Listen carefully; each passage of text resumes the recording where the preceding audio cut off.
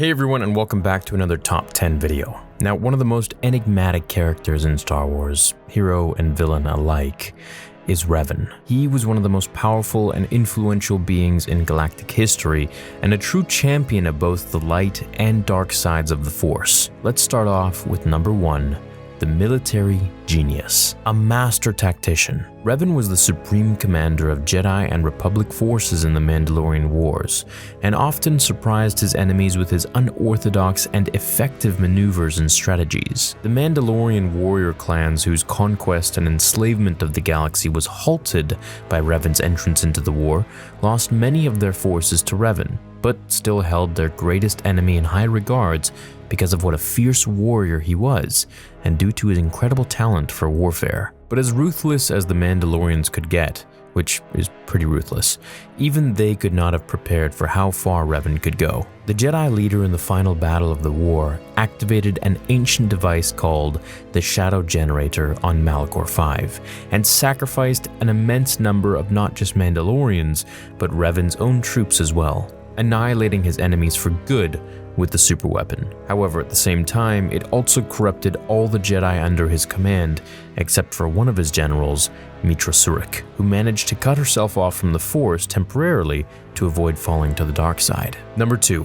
HK-47. Shortly after the end of the Mandalorian War, the now self-proclaimed Darth Revan constructed a hunter-killer assassin droid named HK-47. The aggressive droid was originally used to carry out assassination missions for the Dark Lord. Much to Revan's amusement, the killer droid referred to organic beings as meat bags. But like his master, the droid would get its memory erased and coincidentally end up joining up with the mind-wiped Revan, who is now working for the Jedi. The droid hated all living things, with perhaps the only exception being Revan himself. HK-47 often eagerly suggested murder as a solution to most of the problems the reformed Revan and his allies encountered during their travels in the Jedi Civil War. The droid survived for thousands of years by transferring his personality into a ship's computer. When later the ship crashed on the volcanic world of Mustafar, HK-47 soon found a new droid body and began to amass an army of droids to kill every meatbag on the planet. The droid and his army was, in the end, defeated. However, in the end, HK-47 did manage to escape and remains at large somewhere out there in the galaxy. Number 3. Revan Sun. After Revan's redemption and defeat of Darth Malak, he married the Jedi Bastila Shan, and together the two of them had a son named Vener Shan. Unfortunately, Revan disappeared on a mission to the unknown regions when Bastila was still pregnant with him. So his son, Vener, whose first name was an anagram of his father's, never met his father, though they looked alike, with the same eyes, fair skin, and shoulder-length dark brown hair. However, surprisingly, as the child of two of the most powerful Jedi in history, he wasn't Force-sensitive and therefore never joined the Jedi Order, or for that matter, the Sith. Instead, Vener served as a politician in the Republic and eventually rose to the position of Supreme Chancellor. Number 4. Centuries of imprisonment. After the Mandalorian War and the preceding Jedi Civil War that ended with Revan's redemption and return to the light, he and his former general, Meetra Surik, went into the unknown regions to confront and destroy the immortal Sith Emperor Vitiate on his empire's capital world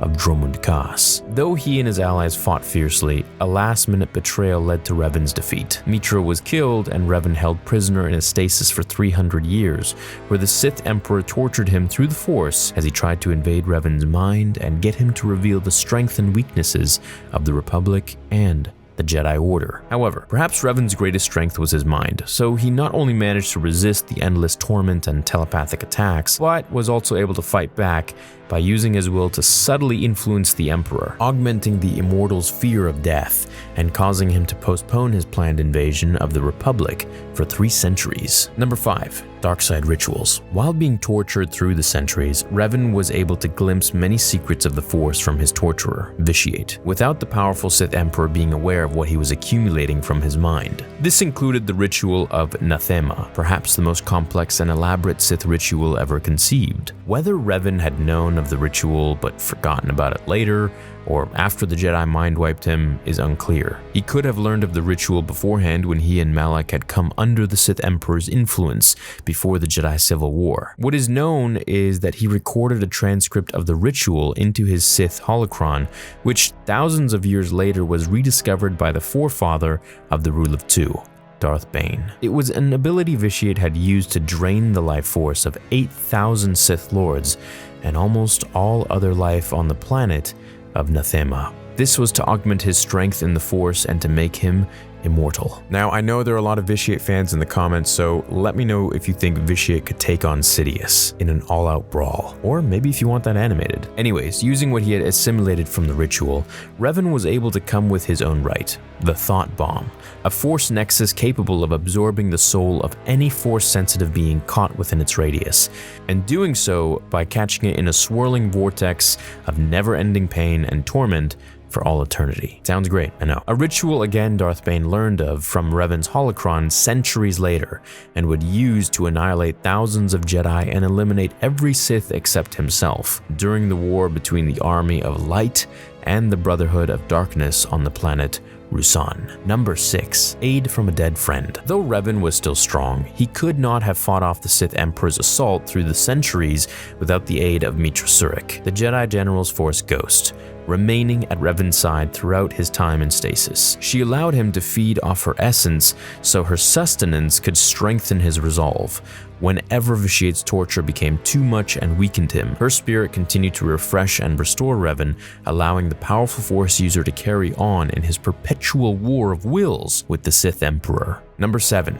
Two Revans. Growing frustrated with Revan's ability to resist him, Vitiate and 6 powerful Sith Lords who served as the Emperor's advisors, known as the Dreadmasters, decided to concentrate on splitting Revan's dark and light sides apart into 2 different personalities. The Jedi had created the dual personalities when they wiped his mind back during the Jedi Civil War. So Vitiate reasoned that the 2 personalities were working separately, one for the dark and one for the light side, and this would weaken Revan's resolve in general, as with a united personality he had proven too strong to break. The attempt was only partially successful because the Sith Emperor was never able to actually finalize the split before Revan finally managed to escape from his 300-year ordeal. Number 8. Revan, the genocidal maniac. When Revan was finally freed by Republic forces, the Sith Emperor's attempts at splitting his mind apart had made the brilliant strategist deranged and vindictive. So using an army of droids created by the Foundry, a massive manufacturing facility built into an asteroid by the Rakata thousands of years prior, Revan intended to commit genocide on the Sith, as vengeance for the torment he'd had to endure for so long. But before he could carry out his plans, the great hero and villain was ultimately killed by an Imperial strike team. Though, as with most things involving Revan, from there, things just got more complicated. Number 9. Revan Resurrected. Revan physically died, but the dark side version of himself refused to become one with the Force, and so the personality split finally became complete. Though perhaps not how Vitiate had envisioned it, Revan was split, literally. The dark side persona existed physically in his reanimated body, while the light Revan existed as a Force ghost. So,